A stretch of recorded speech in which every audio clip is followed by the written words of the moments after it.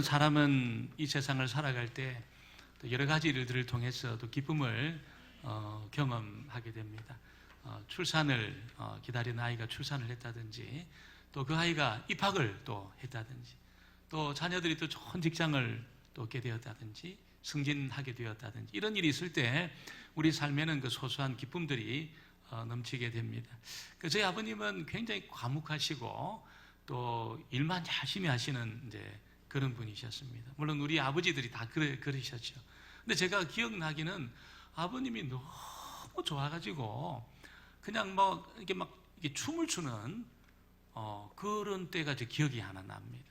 그게 언제냐면 저희 그 둘째 형님이 그때 당시에 이제 시험을 봐서 들어가는 학교에 이렇게 들어가셨는데 그 학교 좀 어려웠던 것 같습니다. 그래서 그 중학교에서 딱 2명만 들어갔는데 저희 형님이 들어간 거예요. 아버님이 그걸 보고 막 형을 업고 있잖아요. 업고 막 춤을 추는 그 장면이 제가 기억이 납니다. 여러분, 그런 일이 있을 때 참 기쁘지요. 그런데 사람은 또 언제도 기쁘냐면 인정을 받을 때 기쁩니다. 회사에서 여러분 사장이라든지 회장이 이렇게 인정해 줄 때 굉장히 기쁩니다. 제가 이 군에 있을 때 저희 연대장님이 그 육사에서 이 차석을 했다는 거예요. 사람이 굉장히 유능하고 똑똑한 분이셨는데 이분이 이제 군단 무슨 큰 훈련이 있었습니다. 그때 그 축선을 따라 있는 부대가 다 모였어요. 다 모였는데 참모총장이 와가지고 이제 브리핑을 받는 그런 시간에 그 연대장이 브리핑을 한 겁니다. 연대장이 브리핑을 딱 하는데 그 참모총장은 포스타입니다. 포스타. 별이 4개고 연대장은 무궁화 3개입니다. 하늘과 땅이지요. 그런데 그분이 연대장 이름을 딱 부르는 거예요. 제가 여기서 이름은 말씀을 못 드리겠지만 누구 내가 알고 있지 딱 그러는 거예요. 그때 여러분 갑자기 연대장 어깨가 딱 올라가면서 브리핑을 막 하는 겁니다. 그래서 굉장히 그 어떤 그 인정을 해주는 것에 대한 그 기쁨, 그런 것이 있습니다. 여러분, 가정에서 부모님들이 자녀들로부터 존경과 인정을 받으면 아버지는 막 자신감이 있습니다. 굉장히 자신감이 있습니다. 어머니는 여러분 굉장히 행복합니다. 또 부모의 어떤 인정을 받고 자란 아이들, 네가 어디 가든 내 믿는다, 너 정말 잘할 수 있을 거야, 이렇게 부모님의 어떤 인정을 받고 자란 자녀들은 어디를 가도 당당합니다. 주눅이 들지 않아요. 어디 가도 사람 앞에서도 당당합니다. 어려서 그렇게 부모의 인정을 받고 자란 아이들이 당당하다는 것이지. 오늘 저와 여러분이 읽은 이 말씀에 보면 여러분, 사람들이 그렇게 인정을 하고 존경을 받던 그 세례 요한에게 더 이상 사람이 몰려오지 않는 겁니다. 더 이상 사람이 오지 않습니다. 그리고 자기가 소개하고 또 세례까지 주었던 그 사람에게로 사람들이 다 몰려갔습니다. 전부 몰려갔습니다. 그래서 제자들이 물은 거예요. 아니, 서운하지 않습니까? 어떻게 이럴 수가 있습니까? 당신이 소개하고 세례 준 사람에게로 사람이 다 몰려가고 지금 당신은 이제 사람이 오지도 않는, 인기가 다 떨어졌는데 지금 이 서운하지 않습니까? 이렇게 이제 제자들이 물었습니다. 여러분, 그런데 그 세례 요한은 어떻게 그 사람 말이야, 사람이 그래? 이렇게 말하는 것이 아니고, 나 너무 기쁨이 충만하고 그는 흥하여야 되겠고 나는 쇠해야 되겠다, 이렇게 이야기를 합니다. 그런 채 하려고 해서 그런 게 아니에요. 여러분, 정말 요한에게는 정말 말할 수 없는 그 큰 기쁨의 역사가 있었던 겁니다. 여러분, 믿음 생활하는 저와 여러분에게도 요한이 경험했던 이 기쁨의 역사가 있게 되기를 주의 이름으로 축원합니다.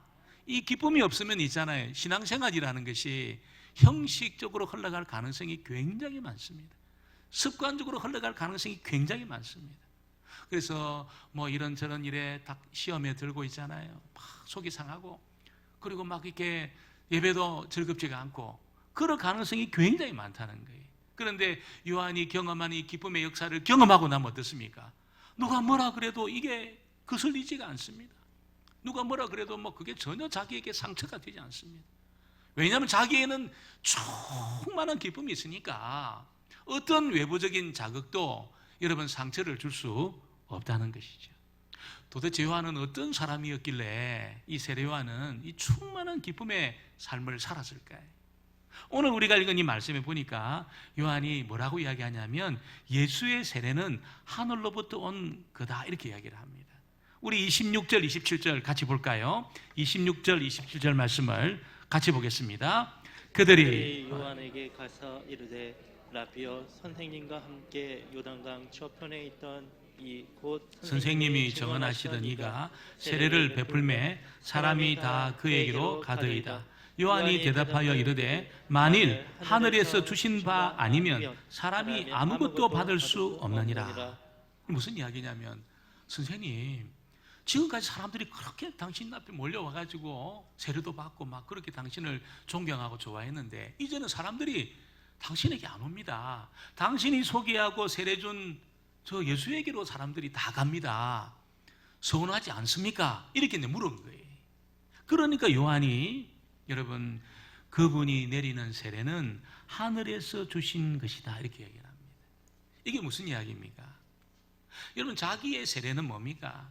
사람을 회개시키고 여러분 죄를 끊게 하고 어떤 결단을 촉구하는 그런 세례였다는 거예요. 그러나 예수가 베푸는 그 세례는 하늘에서 주신 세례라는 겁니다. 여러분, 그 차이가 뭘까요? 세례 요한의 세례도 사람을, 여러분, 참 이렇게 그 사람을 새롭게 하고 사람을 어떤 죄에서 돌이키게 하고 어떤 이 변화를 시키고 뭐 이런 것이 있었습니다. 여러분, 이것이 뭐 모자라는 것이 아니죠. 대단한 것이요. 센세이션을 막 일으켰습니다. 수천 명의 사람들이 모여들었습니다. 그런데 요한은 자신의 한계를 잘 알고 있었습니다. 그 한계가 뭘까요? 이렇게 사람을 여러분 회개시키고 어떤 결단을 촉구하고 어떤 삶에서 돌이키고 이렇게 하지만 자신의 세례를 통해서는 그 사람이 근본적으로 변하지 않는다는 거예요. 결심을 하고 어떤 결단을 한다고 해서 삶의 어떤 몇 가지 일을 금하고 또 몇 가지 일을 한다고 해서 사람이 근본적으로 바뀌지 않는다는 것을 잘 알고 있었습니다. 그러나 하늘로부터 내리는 이 세례, 이 성령으로 세례 주는 예수님의 세례는 어떻습니까? 사람을 근본적으로 완전히 바꿔놓는다는 거예요. 그 사람을 완전히 새 사람 되게 한다는 것이죠. 그래서 지금까지 가던 길을 완전히 돌이켰어. 여러분, 그냥 우상을 섬기던 길에서 돌이키고 죄를 추구하는 삶에서 돌이켜서 하나님을 전적으로 섬기는 사람으로, 새 사람으로 완전히 바꾼다는 것입니다. 이 세례가 예수님이 베푸시는 성령의 세례라는 것입니다. 여러분, 이 성령의 세례를 받지 않으면 다른 모든 시도는 다 실패하게 되어 있습니다. 다 실패하게 되어 있습니다.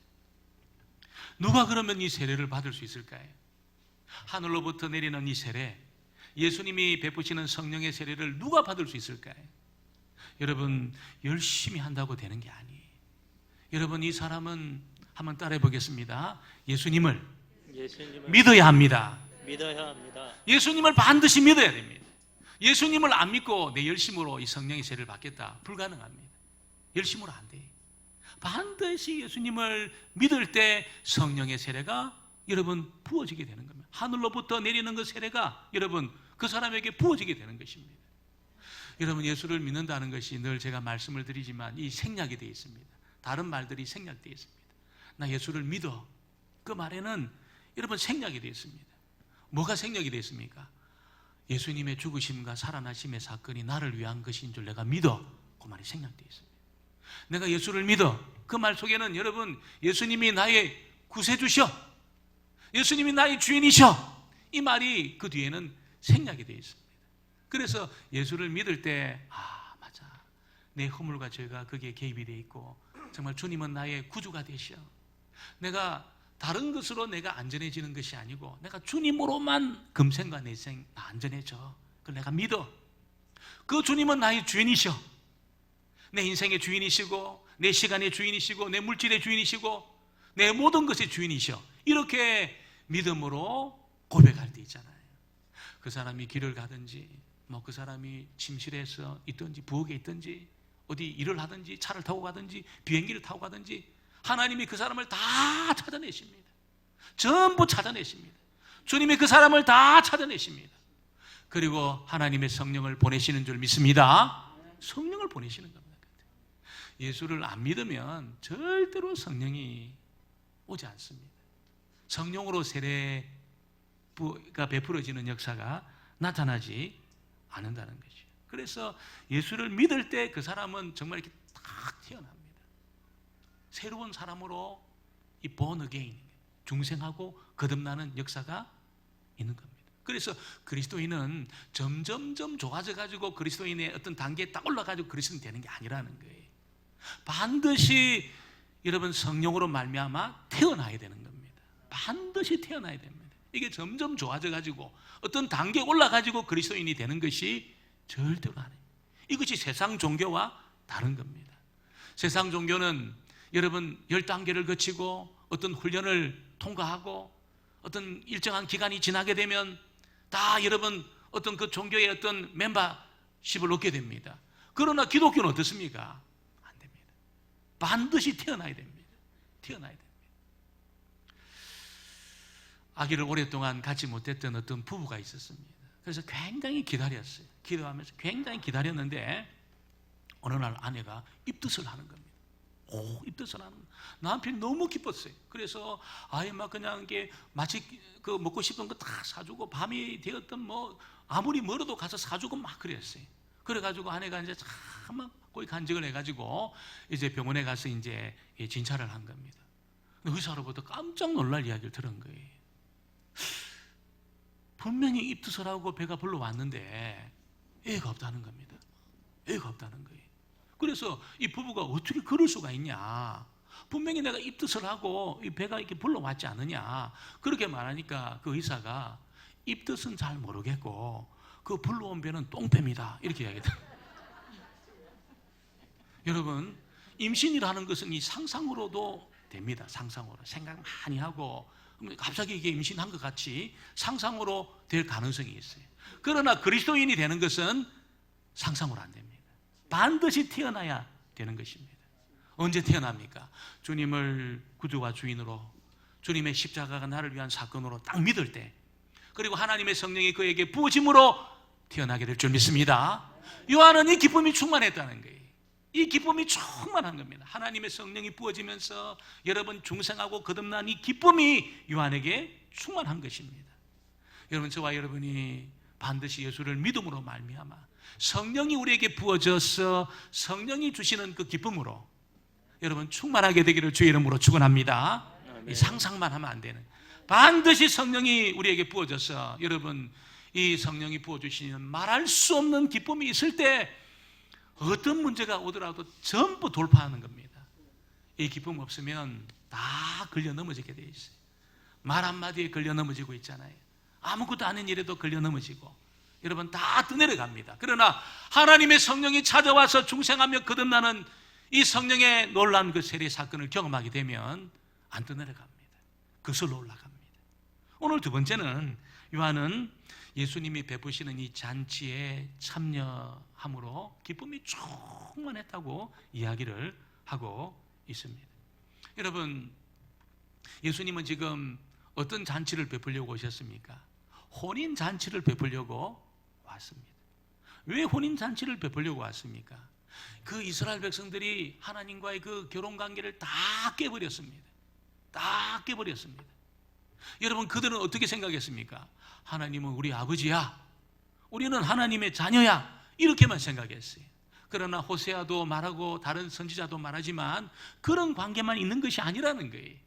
하나님은 우리의 신랑이고 너희는 하나님의 신부고, 결혼 관계라는, 결혼 관계, 결혼 관계라는 거예요. 여러분, 결혼 관계의 특징이 뭘까요? 다른 관계를 끌어들이면 안 됩니다. 절대로 다른 관계를 거기에 끌어들이면 안 됩니다. 완전히 여러분 그 순간에 여러분 불행이 시작되는 거예요. 그런데 이스라엘 백성들은 하나님이 우리 아버지니까, 우리 자녀니까 다 해주셔야 돼, 우리가 무슨 짓을 하고 뭘 해도 하나님 우리를 사랑해 주셔야 돼, 이렇게만 생각하고 하나님과의 관계를 그렇게만 몰고 갔다는 거예요. 그러니까 여러분 우상도 끌어들이고 그 관계에 여러분 하나님보다 더 좋아하는 것도 막 끌어들이고 완전히 이 결혼 관계가 완전히 깨져버렸어요. 그러니까 이스라엘 백성들은 껍데기만 남은 겁니다.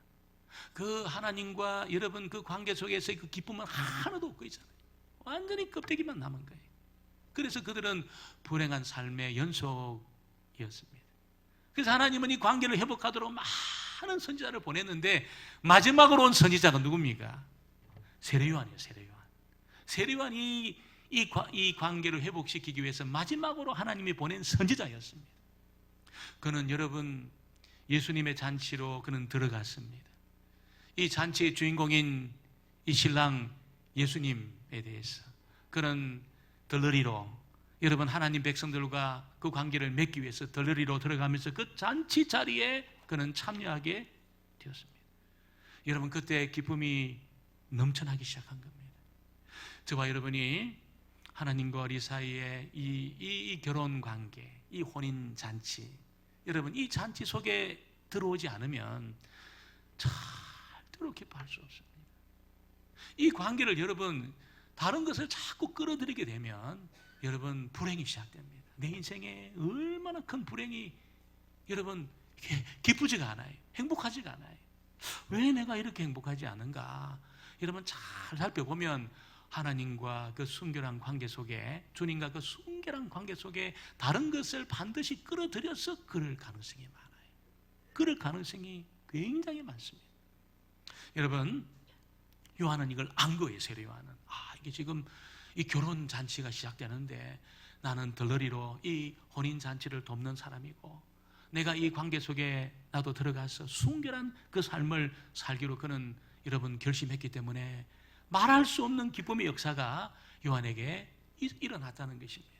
오늘 저와 여러분이 예수님이 베푸시는 혼인 잔치 자리에 여러분이 달려 나오셔서 다른 관계는 절대로 그 주님과의 관계 속에 끌어들이지 마시고 여러분 주님을 신랑처럼 우리는 신부처럼 이 순결한 관계 여러분 가짐으로 충만한 기쁨의 역사가 있게 되기를 주의 이름으로 축원합니다.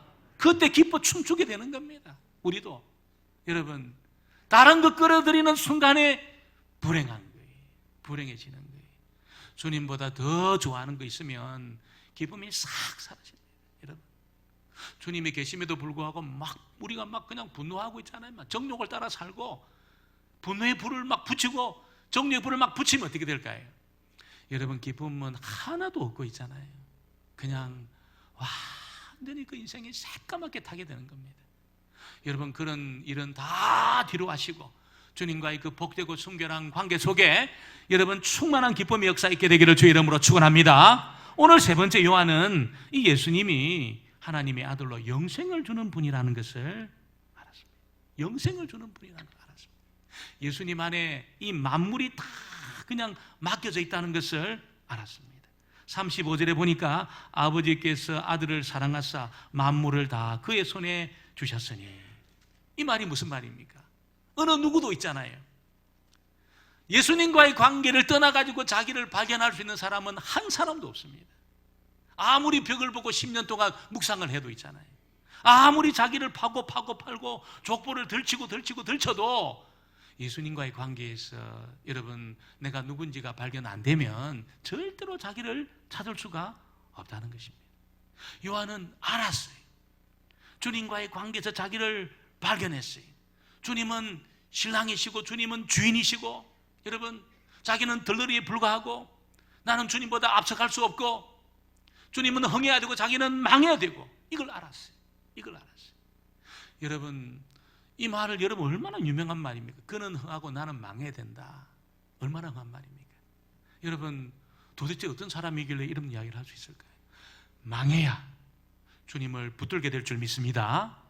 안 망하면 그냥 여러분 주님 앞에 안 망하고 있잖아요. 나 괜찮아. 이 정도면 나 괜찮아.